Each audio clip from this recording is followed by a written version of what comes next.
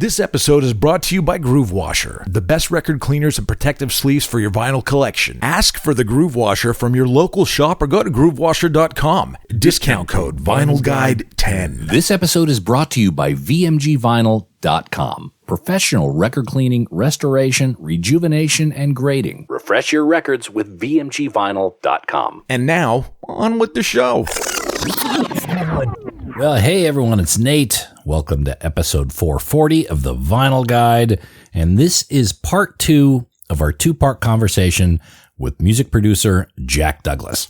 Now, it may help to listen to part 1 first. That's episode 439. But regardless, today we are jumping deep into the production and recording of the John Lennon and Yoko Ono album, Double Fantasy, some of which we started in episode 439, including some of Jack's recollections about working with John Lennon and David Bowie during the Fame recording session, what the demo tapes were like for Double Fantasy going into it, what John was hoping to accomplish with Double Fantasy, some of the secrecy around the sessions, what John's record collection in the Dakota was like, and lots more. So that's in episode 439. Today, we cover some fascinating topics, including John Lennon's collaboration with Cheap Trick, the recording highlights of Double Fantasy. We walk through what John's last day was like, the private memorial for John, producing the 2010 stripped back version of Double Fantasy, and we even talk more about Cheap Trick live at Budokan, Aerosmith Double Live bootleg, and more. And if you want some new music to check out, Jack has recently produced an album for the band Silver Planes. The album is titled Airbus. This was discussed again at length in episode 439. And I want to remind everyone to check out the band Silver Planes. Airbus is a great album. I've heard the whole thing. The songwriting, the production, the sonics are absolute top notch. Look up Silver Planes, follow them on your streaming service, and order the vinyl from makerecords.com. All right, let's get back into it. Part 2 of our 2-part conversation with producer Jack Douglas. So one of the things I wanted to revisit about John Lennon's record collection, because you had spent time with John at the Dakota, you mentioned he had a whole room of records that was just dedicated to music. No, he had a room that had lots of records in it, but it also had lots of other things like guitars and some amps. Mm-hmm. And a few other things, but it was dominated by records. When you were producing Double Fantasy, did he play you records from perhaps other artists and say, this is kind of what I'm going for with this song? No, not at all. Not at all. In fact, he left all of that to me. I would rehearse with the band who didn't know whose record they were making, and I charted everything from his demos. And then I would record the rehearsal and then go back to the Dakota and jump in bed with him, which is where he liked to work, in his bedroom, surrounded by all kinds of tape recorders and TV monitors and keyboards and all around the bed, and guitars behind him that he could just reach back and grab. And then he would listen to the arrangements, and then he would make some suggestions to me about what I would change the next day during rehearsal. So he had all these things within reach that he could grab and But he didn't play me any specific things. That he made it clear that it wasn't going to be a hard rock album. That he made it clear. He said, "I know how you like to rock out. I know from the albums that you do that you like to rock out hard, but this is not a hard rock album. This is a what he called an MOR record." Middle of the road. Right. For 30 to 40-year-olds and older. So when you brought in the guys from Cheap Trick, you were just kind of feeling out the edges, exactly what he wanted in terms of No, that was well into the record. I already knew what we were doing. But I thought that particular song, I'm Losing You, would sound great with more of an edge on it. And when I told them that I was going to invite these guys, it was funny because they were in Montserrat working with George Martin, who I knew well. So I called George and I said, "Listen, I've got your guy. Can I borrow my guys?" And he said, "Absolutely." And John flew them up from Montserrat, and he just had fun working with them. that day because it was a whole other kind of scene. Not that the other guys weren't fun to work with, but this was, just more brought him back to where he came from. And Rick Nielsen and Bunny, and I don't think I've ever seen a picture of them together with John. No, I don't think there might have been some pictures taken, but I don't recall ever seeing them myself. Though I have seen many pictures of John with the guitar that Rick gave him. Oh, Rick gave him a guitar? No. Well, it's a great story. So, like any guitar player that I've ever worked with, they bring all of their guitars to the session. So they were just, they were lined up outside in the studio. Not that he used anything but the same two guitars the whole time, except for when we got to Walking on Thin Ice when he used the Strat. But otherwise, it was the Ovation acoustic and that strange-looking Sardonicus or whatever it was called with the rails. Pretty much, I think there were only about 5 made. And he liked that guitar, and that sounded great also. But he had all his guitars out there, and at one point I said to him, "Do you mind if I take a look at what else you brought?" And he said, "No, go ahead." So I went out, and there was a shorter case. I mean, there was there was a couple of Les Pauls, there were a couple more really nice acoustics, a J60, and like all the Beatles stuff you usually see. But the shorter case was the one that intrigued me, and I opened it up, and it was the Black Ricky, and you could see that it had been repaired a number of times, but very well. Like a headstock break and some other things that had been repaired over time. And I picked it up, and when I turned it over to look at the back of it, the tape to the back was the Shea Stadium set list. And and it was like holding this iconic thing in my hand. It was amazing. So Rick, who's a big guitar freak, has an amazing collection of guitars. It's 2 vaults worth. And so when Rick was there, I said, "Rick, you got to see this. Come on, I'll take a look at John's collection." He went right to the little case, knowing that it might possibly be the Ricky. And he opened it up, and there it was, a beautiful old Black Ricky in there. And I said, "Pick it up." He said, "You think John will mind?" I said, No, you won't mind. Go ahead, pick it up. And when he turned it over and he saw the set list on it, I thought he was going to pee himself. And so later he went out and he took some measurements of it and photographed it a few times. And then about a month later, we're in the studio and this box arrives, and it's from Rick Nielsen to John Lennon. John gets excited and he opens it up, and it's an all-white Hamer that Rick had made for John. And it was John Lennon model 001. And it was absolutely gorgeous, all white. And it had John's signature on it, which Rick had either traced or somehow had made from the check that John gave him for playing on the sessions, which Rick, of course, never cashed. I think it was a check for $1,000 or something, and Rick never cashed it, but got the signature off it and put it on the guitar. And that was in red mother of pearl, and it looked amazing. And John just flipped out. He loved it. He didn't play it because he thought it was too special. I think it's in the Rock and Roll Hall of Fame now. And I've seen some great pictures of him holding it up that day when he got it. He was so thrilled, and it was the exact same measurement and size as the Black Ricky. Because John had smaller hands, and so the neck was exactly like the Ricky. The scale of it was more like a 3/4 guitar, full guitar. It's beautiful. I understand on the day. Now I've heard the version of "I'm Losing You." I also understand there was a version of "I'm Moving On" that was recorded. Yes. Yeah. I think that's available.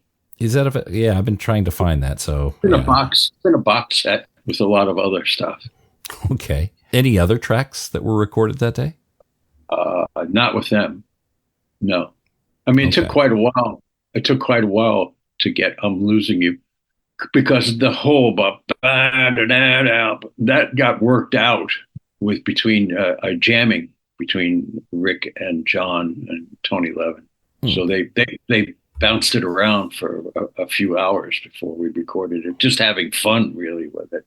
Right. Now, the funny thing was when I said that Cheap Trick was coming to play, members of Cheap Trick were coming to play, he wasn't quite sure who Cheap Trick was. And when Rick walked in the room, John said to him, "Oh, it's you."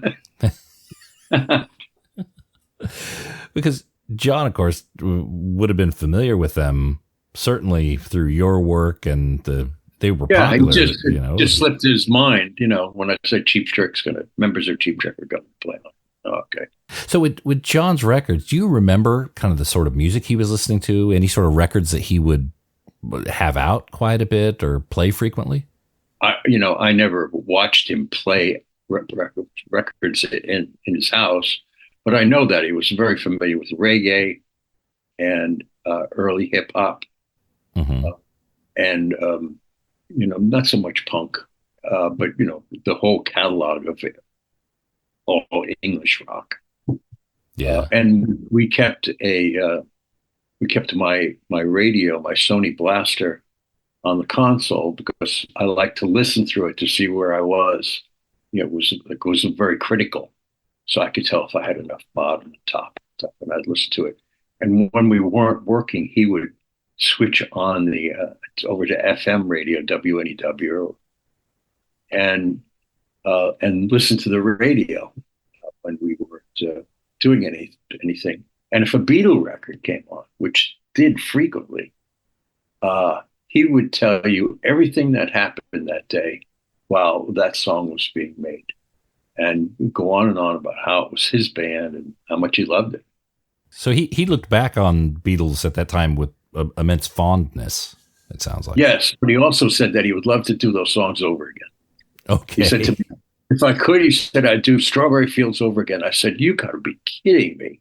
I mean, it's perfection. He said, to you it is, but to me it isn't. Did he explain why? Did he? No, he just wanted to do it again. Listen, I've worked with a lot of artists. Steven Tyler has even said to me, I'd love to do Sweet Emotion again. And I'm like, really? Why? It's like they all think that it could be done better. And I suffer from the same thing when I hear my songs on the radio, things that then I've gone, if I'd just done one or two more mixes, I think I would have gotten exactly where I wanted it. But I'm always ready to accept. Listen, when I hear anything, I accept that for what it is. It's like when you listen to the Stones, it's out of tune sometimes, and it's sloppy, and it's good, and I accept it for what it is. I accept everything that I hear as that's what it is. So I accept my own work as well, and not obsess about it. Yeah, well, a lot of artists, I think, do that. They'll focus on the areas that they weren't comfortable with, and maybe miss what the rest of us are getting when we listen to it complete without that background, without that. Right. That one thing. Now, of course, you can make perfect records, and I don't like it. To me, it takes a lot out of it. Right. Was there anything about Double Fantasy that John or Yoko or yourself thought you'd want to revisit? Like once it was mastered in like October of 1980? No, there was nothing on it. I mean, we knew we were going back to what became Milk and Honey because those were just live vocals. And so, that was work to be done. But no, we had it down. We thought it was where we wanted it to be. The tracks that became Milk and Honey at the time, were those considered outtakes or were those work in progress? The works in progress to be continued. I mean, our plan was, I mean, what John told me when we finished Double Fantasy, and when Double Fantasy was wrapped, and we went out for dinner a couple of days later, and he said to me, "Okay, well, I'm going back to Bermuda. I'm going to hang out for a while, maybe do some more writing, and then right around the first of the year, we'll get back to what we have to do." So I said, "Great," and I thought he was not going to be back, and then he called me up. And I said, "You in Bermuda?" He said, "No, no, no. I'm in New York. I want to go back in the studio to do some more work," which was when we went in for Milk and Honey. I'm sorry, Walking on Thin Ice. Luckily for me, every song had live vocals on it. So all of those tracks you hear on Milk and Honey, those are all the live vocals. Now, I know we talked about him on his last day working on Walking on Thin Ice. But that was recorded prior to the 8th of December. 8th of December was just a mix down. Is that right? 8th of December, we finished mixing it. Yeah. But it was recorded in the days or weeks before. Yes. Okay. But it was a tape loop that John and I played over. Mm-hmm. That was never anything that was going to be. It was a bit of a jam, and then we made tape loops of it, and then overdubbed it. There were no other musicians involved in that record at all except John. Oh, okay. So the backing band wasn't part of that track. The backing band had already jammed to that, something that turned into that track after we did drum loops and bass loops. If you can you walk me through what that last day with John was like? It was great. He was doing interviews. Primarily, we knew that we had the mix. So that day we were just going over to see if there was any little updates or anything that we wanted to do on it. We were now back at Record Plant from Hit Factory, and in the mix room, which is where we did all the work on that. It was in the mix room. There was a booth for Yoko to do vocals, and any bass or guitar instruments were played directly at the board. So I think maybe we did one or two updates on it, minor things. Basically, it was a day of press, people coming in to listen, him doing interviews, and then when everyone left, we went through it one more time, and then I called George Marino, said that we'll be in at 9 a.m. to master, and I walked John and Yoko to the elevator and said goodnight. See you in the morning. More of a celebratory day because we were very happy with what we had. Well, what was the idea for Walking on Thin Ice? Was it going to be a single? Was it going to be part of Milk and what would have been the next album? It was the idea that John had that Yoko could do something that was so cool that it would rocket her up the charts with a single. It was her own platform away from John. Yeah, absolutely. Okay. So it was a very basic melody and lyric, but the spoken word part in it was really cool, and it was also a good dance tune. So it got played in the discos quite a bit. Yeah, I really like Yoko's contributions to Double Fantasy. I think they're amongst the most interesting moments of the album. And Walking on Thin Ice feels like that as well. Yeah, even one step further, actually, because she was doing so much spoken word in it. Interesting. The the track Kiss, Kiss, Kiss. I have vivid memories of listening to the tape of Double Fantasy in the car with my parents and having to fast forward the end of that song because of the orgasmic portion of it. What was recording that moment like? Well, we built a box for her to get in, so she would feel free to give herself an orgasm without us looking at it. Mm-hmm. It's a real or authentic orgasm. But we couldn't see her. We built a little house out of gobos, and she got in it, and then we recorded that piece, the end.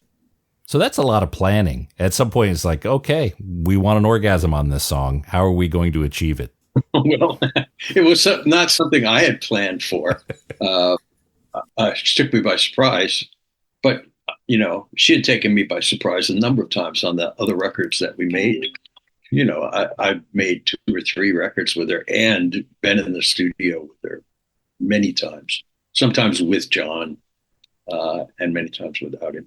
Okay. I mean, she brought in one time these little steam engines that played instruments. So there would be like this little steam engine, you put water in it, fired it up, and the arm on it was playing a tiny violin. And so, to record things like that, because the steam engine was much louder than the little violin, she would always challenge me with some pretty wild stuff. But I loved it. It was fun. Mm-hmm. Unconventional, but very, very innovative. Yeah. So they were working towards a project that was probably similar to what Season of Glass became. Was that kind of the idea for Yoko, to have her own album? Oh, yeah.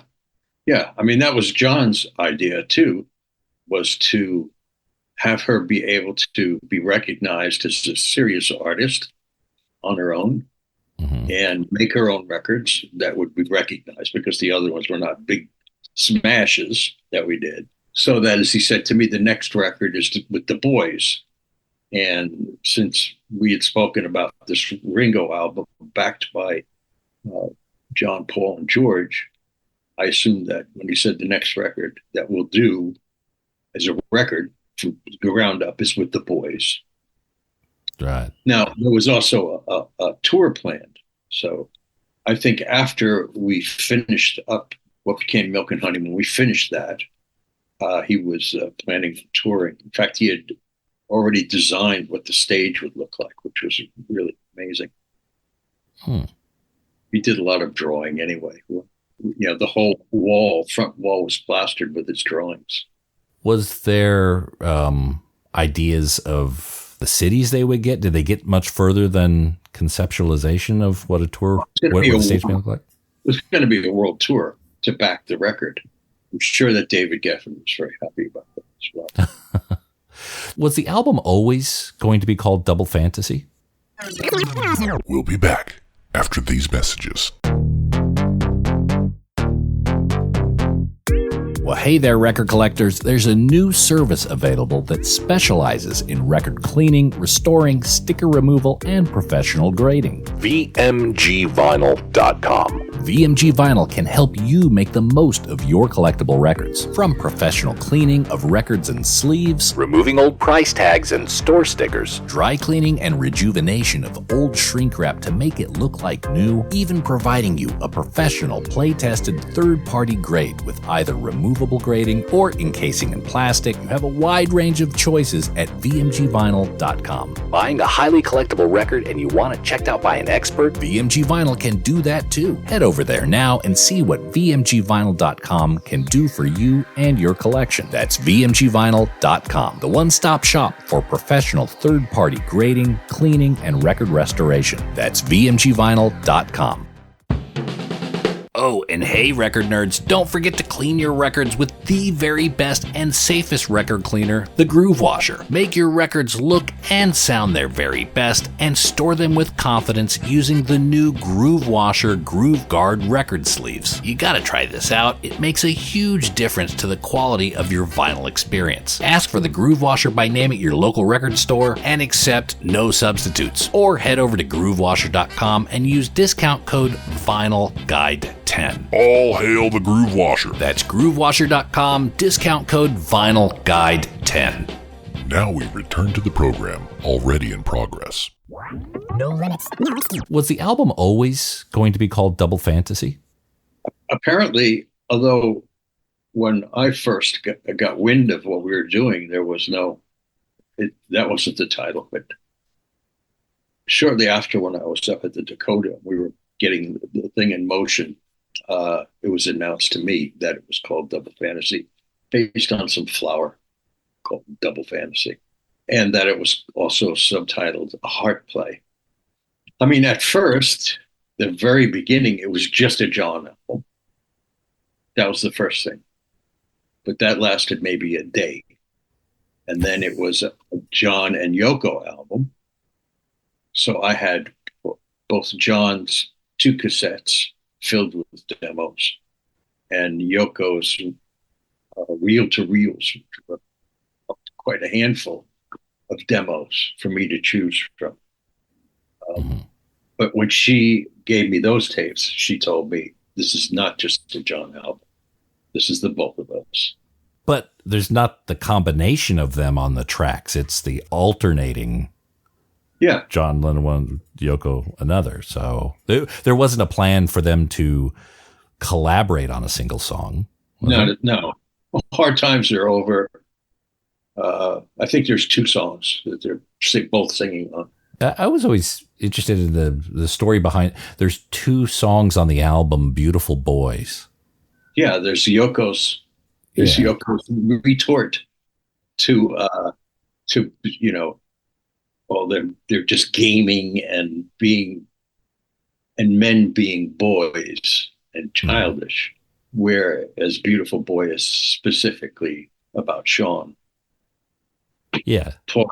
Paul's favorite John song. Oh, it's a gorgeous song. I mean, any father would almost tear up at the sound of that song. Yeah. But Beautiful Boys doesn't sound as much of a retort. It's a perspective, of course, but it doesn't. It's only beautiful. It's not. Yeah. No, it's more about John than it is about Sean. Right. There's a video. I don't know if you've ever seen it. That was taken on John's birthday. Have you ever seen that video in the studio? I don't think so. I think I've seen pictures of him in the studio on his birthday, but not a video. Yeah, there's a video. Bob Gruen came in and his present to John was a video camera. It was the first one to have a screen that popped out, and that was his present. So he comes in with it. I take the camera away from him, and I'm shooting Bob, and then I give it back to Bob, and John is doing the Playboy interview. And so Bob videos John doing the Playboy interview at the control room board. And in the background, I'm editing all the sounds for Beautiful Boys. And you can hear I'm lifting things from different sound effects that I'm putting in. Right. You can hear all that while it's in the video. I understand there's a lot of recording just of the sessions and just the chatter throughout Double Fantasy. Because we had hidden microphones all over the place, which John, on the second day we're recording, I mean, the thing that was always eerie to me was that John wanted he kept it. He had a journal being kept of everything that happened every day, and on top of that, he said to me, it'd be great to record everything that goes on in the studio, but I don't want to know if you hidden microphones anywhere. But I want to be able to. I hid microphones everywhere. I had hidden microphones everywhere. I had hours and hours and hours of everything that happened. From the second day on, but I never mentioned it to him. And on his birthday, what I had was in another room, I had 2 what they call transcription tape recorders, which are giant reels that go very slow at 3 3/4. So when you put a reel on, it's going to last hours. And then if that one gave up, it automatically switched to the other one. And then my assistant would go in occasionally and have to change a reel. But usually those 2 reels would last the whole day. And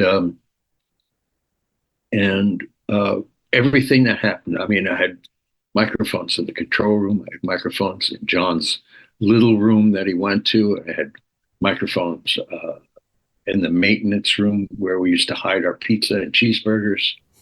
Because we were on a strict sushi only, a microbiotic sushi only diet. that it didn't last very long, and my wife would go out and get the burgers and the pizza and deliver it. But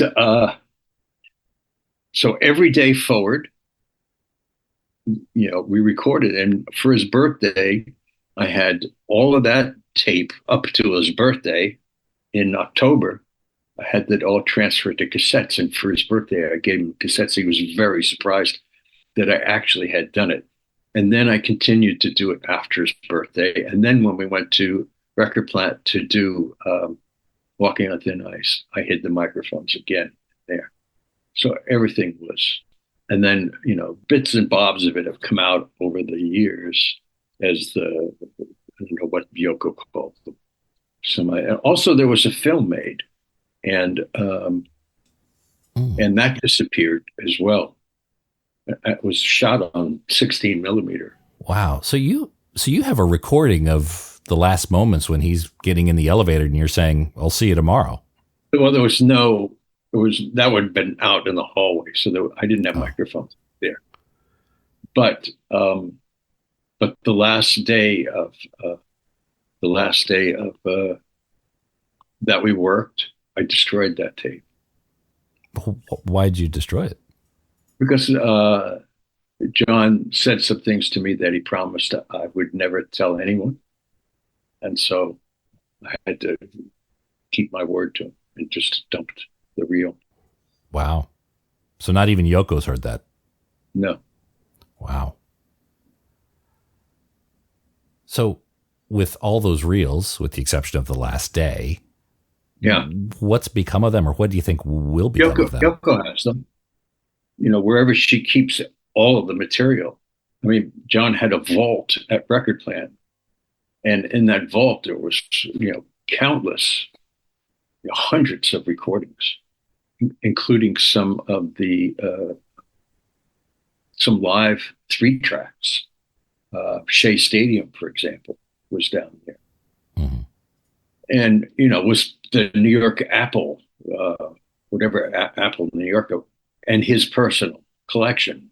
At the memorial service that we had for John, which was just Yoko and I, and one assistant that I had, Yoko wanted to just listen to all of this, mostly dialogue and jamming and things that brought him back to us.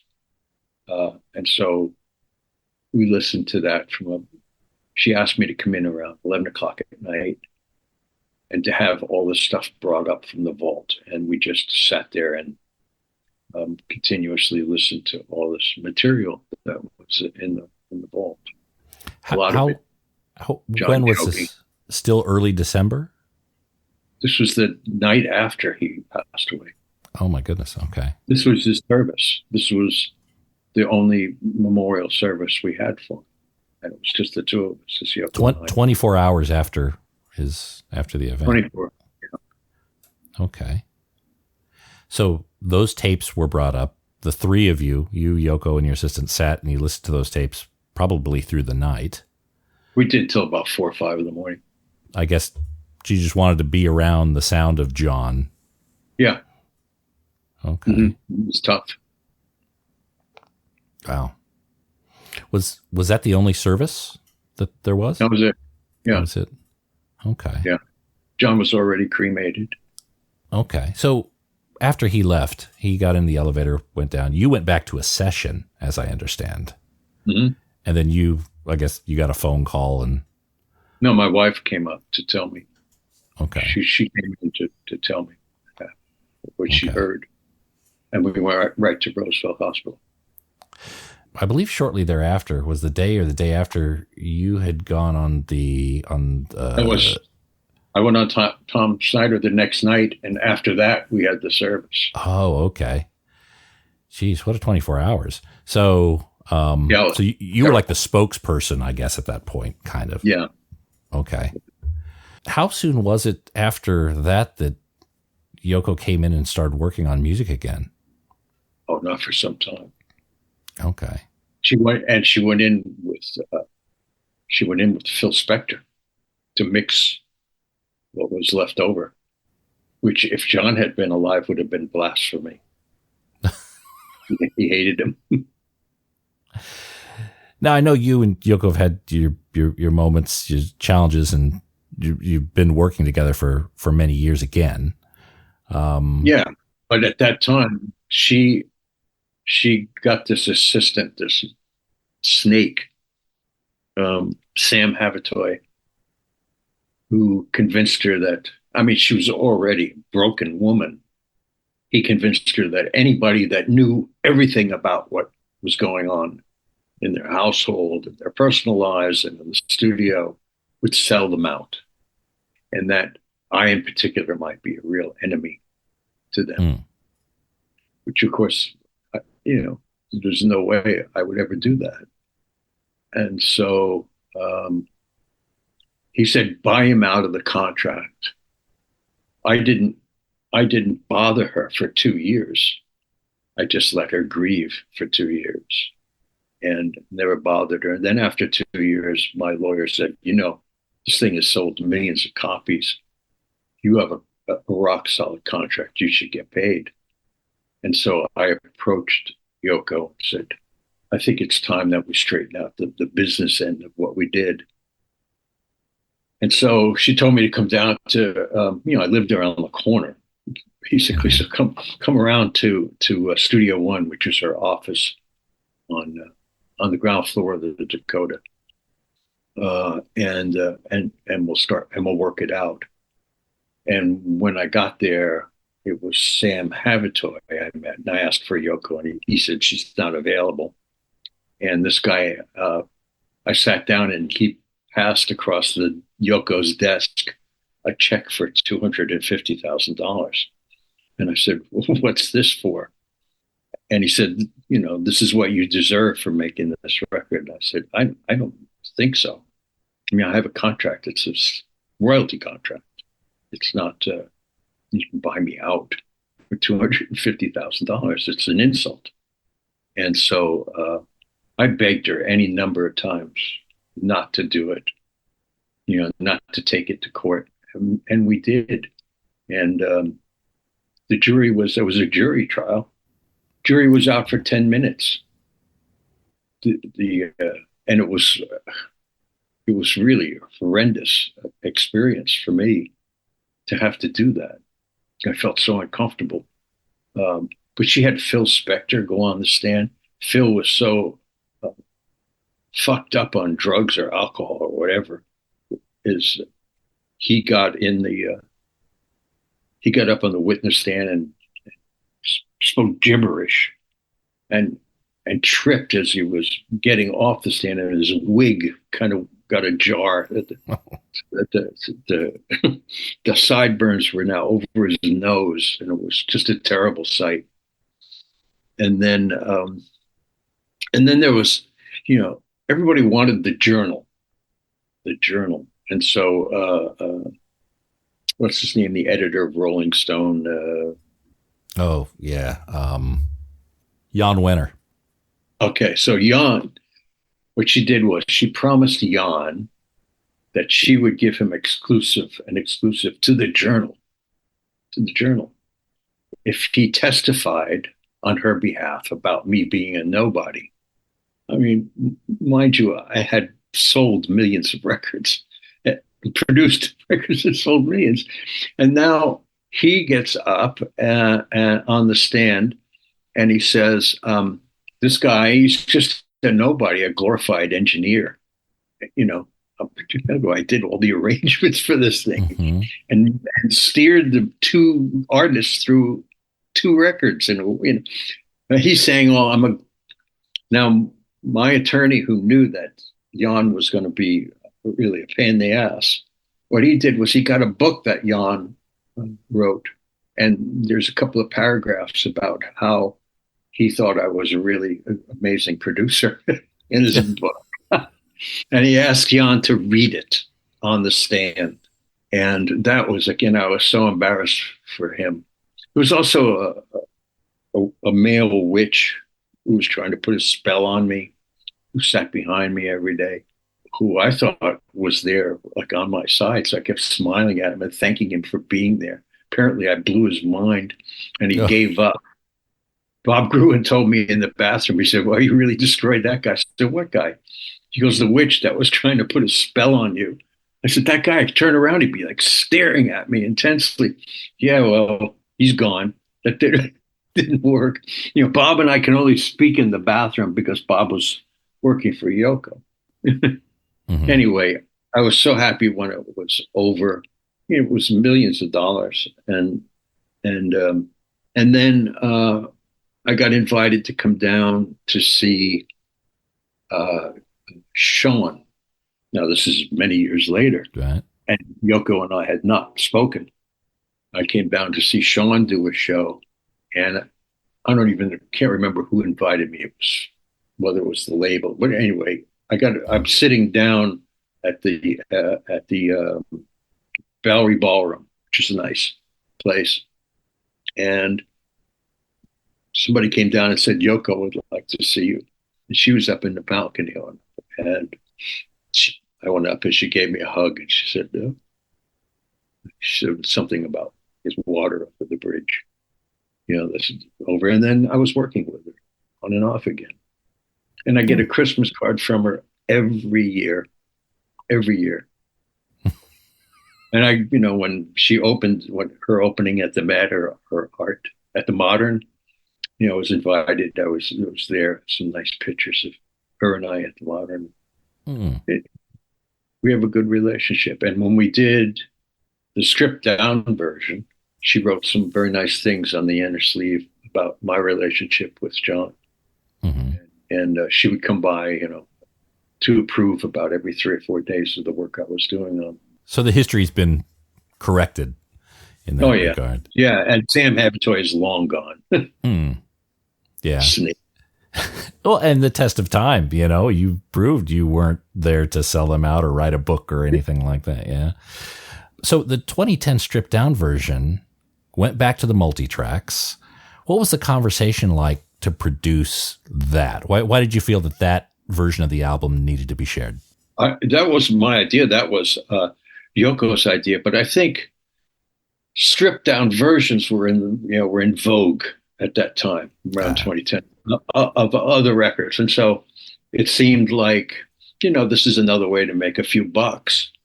But I knew that it would be a very interesting project because to hear John sing without the double tracking and, you know, all the overdubs and to insert some of his dialogue,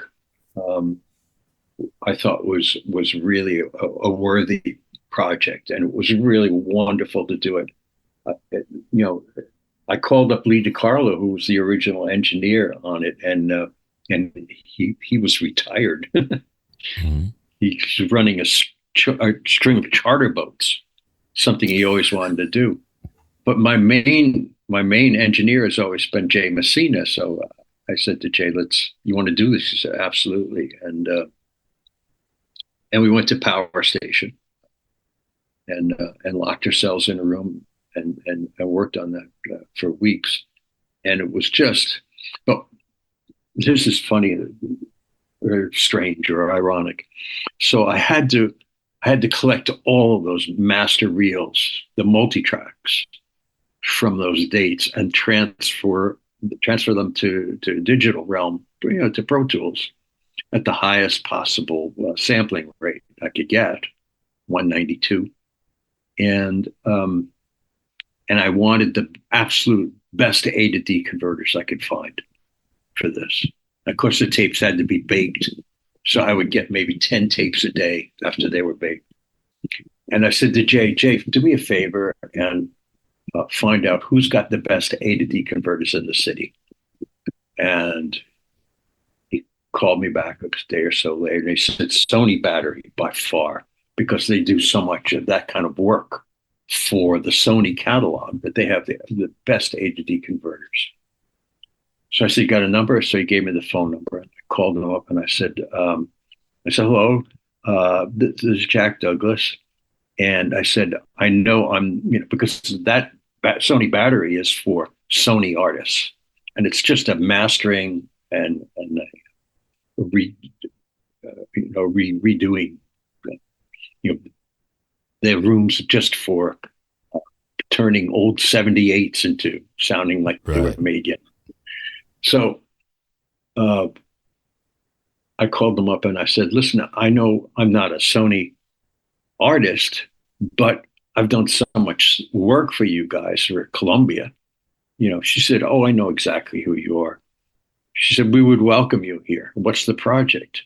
And I said, I'm going to be transferring all of John Lennon's Double Fantasy to digital. And I understand you have the best converters. And she said, she was hesitant.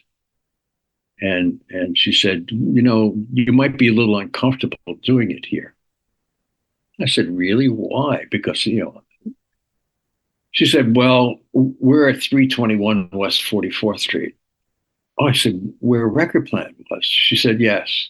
I said, I think I could handle going back into where Record Plant was long gone. Going back. She said, no, it's more than that. She said, we're on the 10th floor of Record Plant. I said, oh my. I said, that's really amazing. That's the floor where we last worked. And she said, well, it's even more than that. You would be in the room that you last worked in, and that room hasn't changed. So I was going back to the very same room that I was last time I was there. I was with him. And at first I thought, oh man, this is tough. I mean, I'm listening to the record and we're in the same room. And I thought every time, and now I'm going through all of these tapes and I'm listening to his dialogue and I'm thinking, God, I feel like there's a ghost in the room. And then suddenly the ghost became very helpful to me because John would say in the, him talking to me I'm in the control room, he's in the studio and we're doing a track. And he's saying to me, I would like to have a sax solo on this tune.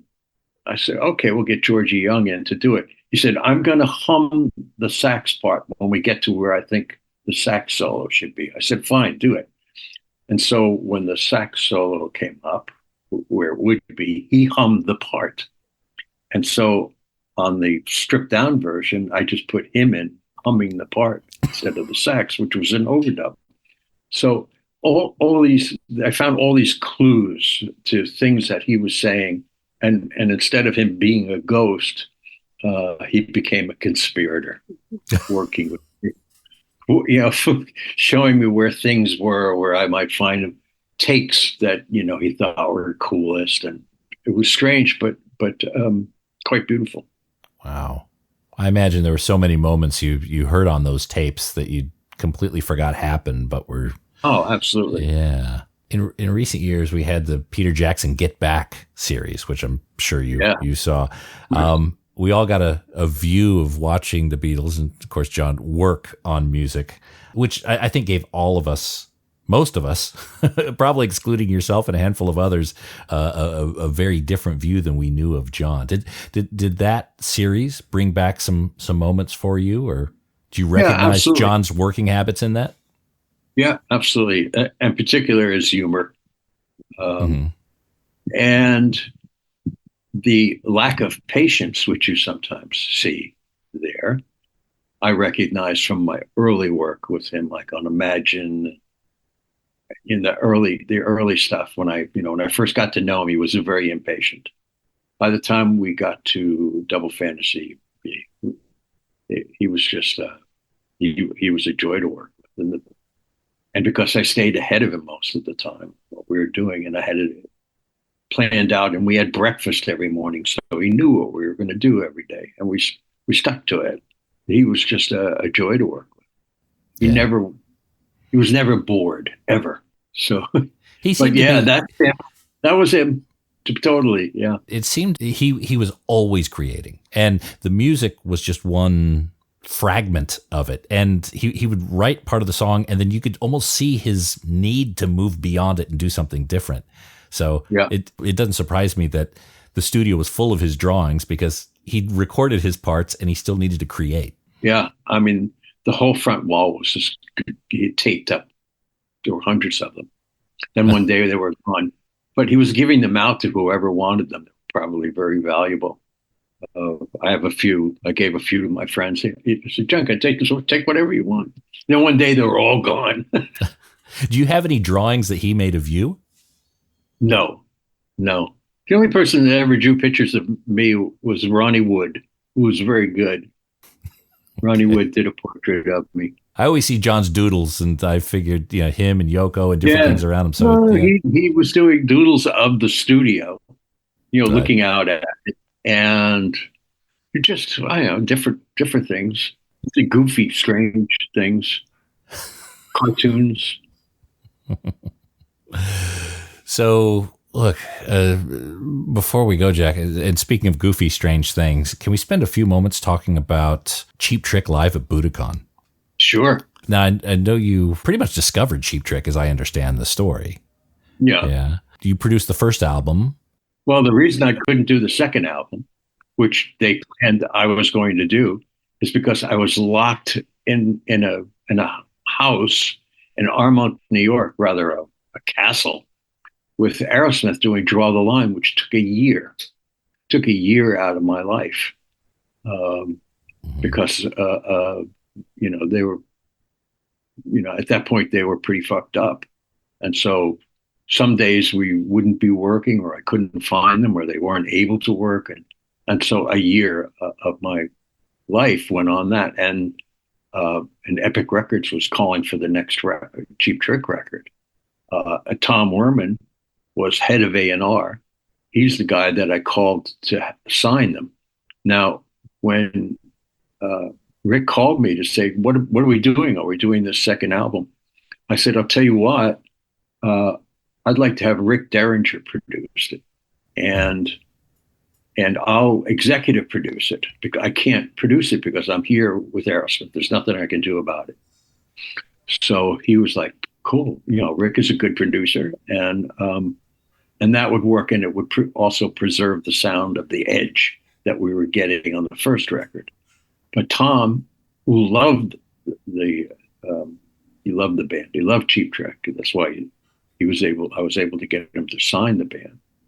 And plus I threatened to take him to RCA if he didn't. But he said, I want to produce it. And he had producing cred. He produced some good records. And he brought them out to LA and produced them. There are copies of those songs, because we recorded 30 songs, I think, when we did the first album, including I Want You to Want Me, Surrender. All of those I put on the back burner for a second album, because I wanted the first album to have some political, social relevance, which it does. Why was that important? Why was that important? I just wanted that album to have, first album, to be introduced to them. First of all, I thought, where is this record going to go? It's going to go to college. That was what I thought. I thought the band would succeed at college. They wouldn't be overwhelmingly successful outside of that yet. But because of these things, all these songs had social relevancy, I would put this record together. I mean, they wrote these songs. It worked. So, and that's where it was going to. Also having success at college radio. Of course, Tom saw bigger things for them. And I thought the commercial stuff, like I Want You to Want Me, Surrender, I Love Go-Go Girls, Dream Police, all these other songs could go a little bit later. They had Dream Police that early in their first recordings. Wow. Yeah. And so that stuff was we recorded the basic tracks and we put that aside. We probably would have re-recorded them. But it certainly, I Want You to Want Me was not going to be soft. It was going to be edgy. And so they went to LA. They did a rather softer version of themselves on that, in color. And it was successful because those songs are great. And Tom did a great job. And he knew, because he's a company mind, he was head of A&R, how to make them successful. And so that brought them to another level. When it came to Budokan, which was only supposed to be for the Japanese audience, I knew live they sounded a lot different than they did in color. Live, they sounded like the first record. They didn't sound like the second record, but the second record was great, and in Japan had been successful as well as the first one, but the second one was really successful. So when Rick asked me to mix that record, they sent me, because it was only going to be for Japan, they sent me all the tapes. Osaka, some other place, Budokan, maybe 3 different concerts. So it was going to be called Budokan. So I put up the Budokan tape. It was Jay Messina and I, and it was great performance, but so poorly recorded that there were really no drums. There was no bass drum to speak of. It must have been maybe one mic far away. Oh, okay. There was all kinds of mics going on and off. It wasn't happening. So we listened, and we got to Osaka. Osaka sounded reasonable, although I had to reinvent the drums by putting a drum set out in the studio and taking the one mic that was a bit closer.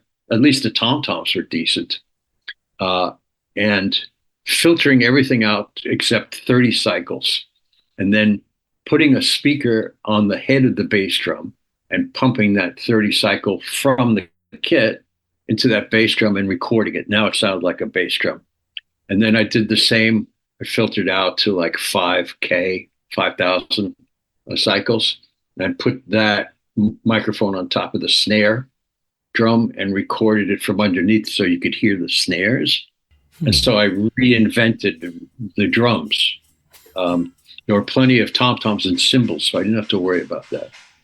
And of course, it's all in sync, so it wasn't going to be a problem. And then Jay and I mixed everything from Osaka, and they called it Live at Budokan, but it was Osaka. Right.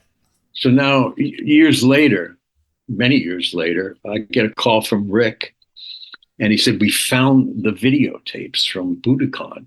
He said, can you transfer all of the like the album to the? I said, but did you forget something, Rick? the album is Osaka, even though we call it Budokan. The album is Osaka. The tape is Budokan, the movie. So he said, well, you'll have to do your magic. Now, luckily, we're dealing with Pro Tools now. So I would cut and paste. Whenever there was a close-up of Robin, I would use the vocal from Budokan. If there was a close-up of Rick's guitar, I would use Budokan. Otherwise, I was using still Osaka. Wow. And it worked fine. I mean, we had to nudge here and there. You can't tell it's flawless. And we mixed it in 5/1. And it was really a patch job. But it worked. And anyway, the I Want You to Want Me from Budokan, which was edgy and sounded like the band, that was the hit finally. And that put them over the top. In fact, no one expected that thing was going to sell 15 million units or more in America, which it has up to this point. Yeah. 15. As I understand, again, it was meant for a Japan-only release, and then it started coming to the U.S. in imports. That's right. At what moment, I mean, were you in the room, or were you part of the decision to say, you know what, this needs a domestic release, or no, this is a juggernaut? That was totally up to the people at Sony. Okay. But they knew they had a good thing. And when they released I Want You to Want Me, it just zoomed. And it sounds like it's 100% live from what you said. I mean, were there many overdubs at all? No overdubs. No overdubs. No, I take that back. There was one bass overdub we had to do because the bass crapped out, and we couldn't find another bass even in that section because the other ones were so poorly recorded. It was impossible. So Tom came in. He was maybe in for an hour, and he did. And he fixed the bass on that, and we matched it up and put it in. That was the only overdub. No other overdubs. It reminds me of when we did the Aerosmith live album, Bootleg, yeah, where we got to when we were doing that, Kiss Alive, and Frampton, yeah. Those were really studio albums with the audience from the live show, and they were flawless and beautiful sounding, and really. So Stephen and I and Joe, we started talking, and we said we should do one that sounds like you're at the show, with hiccups and farts and pimples and whatever happens. Songs that are played too fast, but make it sound like if you came to an Aerosmith show, this is what you would sound like it was somebody recording a bootleg of the show. So we sorted through. I went on tour with them for about 2 months with a remote truck. And then we came back to the studio. We sorted through all the best of what we had, no fixes.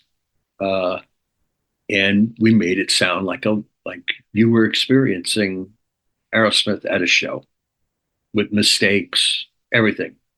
And when I finished, I sent it over to Sony, and they said, "Are you serious? This is awful." No, I said, "Do you realize the name of the record is Bootleg? It's supposed to sound like the excitement of being at an Aerosmith show. This is what it's like. It's exciting." And they said, "No, Oscar, you have to remix it. You got to do something. You got to fix things up. It should sound like Kiss Comes Alive." So Stephen and I were like, thinking, we're not doing it that way. No matter what, we're not doing that way. We just won't do the record.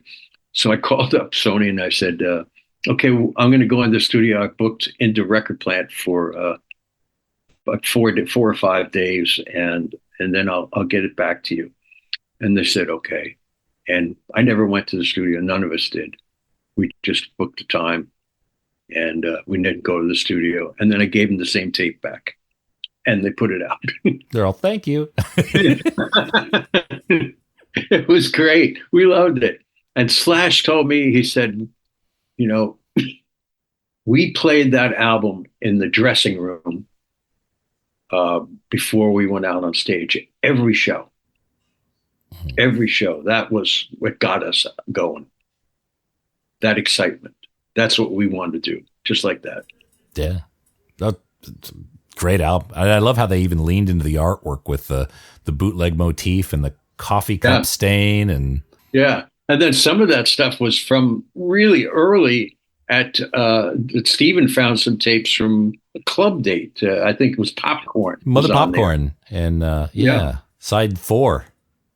Yeah. I remember it well. Yeah. When I was doing that record, so we were in the truck for a couple months and doing a U.S. tour. And I had that same Sony, the one that I later used with John, my Blaster, which I liked. It had a great sound. And we were doing live radio shows from wherever we were. We were, so we'd do one in Detroit and Cleveland. It was a live broadcast. And I would listen while I was mixing for the radio show. I would listen through the radio to the radio show. So I was using the radio compression that they have to my advantage. And that's, and so what happened was there's an amazing amount of real bootlegs that people recorded off of that radio shows all over the country that sound great. They sound really When I've worked in a studio before, certainly not the scale you have, but we'd always do the car test. Like if you do a mix down and then you run out to your car because you're so used to listening to it there. If it works there, then you got something. Here's where Record Plant went one step further with that. They had a Record Plant radio station So you could go outside with a radio and actually broadcast. It would broadcast it to your radio with all of the standard, everything that was standard on radio broadcasts, all the limiting and everything else. So you would really hear what it would sound like on radio. Here's the only thing: people would drive by on 44th Street. If they had their radio on a particular place, they would hear. They could hear what we were doing. They were like, "What the fuck is this? It sounds like Aerosmith or Kiss or."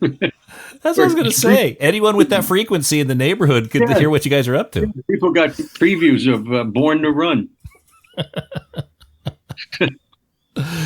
Oh, that's wonderful. Look, Jack, again, you've been very generous with your time. Thank you very much for teeing up another session, right?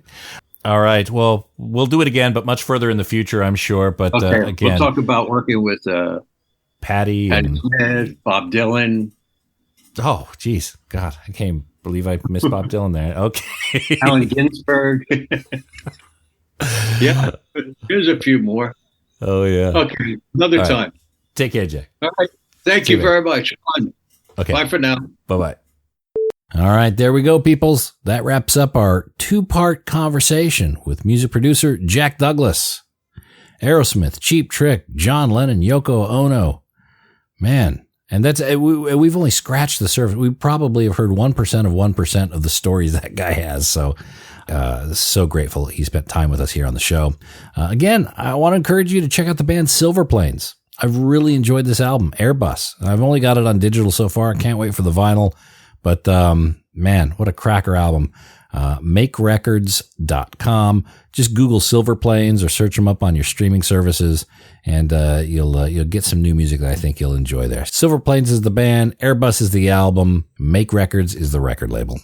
All right, that's going to wrap up today's episode. Appreciate everyone who shares and leaves us positive reviews on Apple Podcasts and Spotify. That is hugely helpful. Everyone who's sharing these episodes on social media, or putting them on communities on Facebook or Reddit forums, that sort of thing. That's hugely helpful and appreciated. And we'll be back shortly with a brand new episode. So until we talk next time, get out there and buy some records, people. Cheers.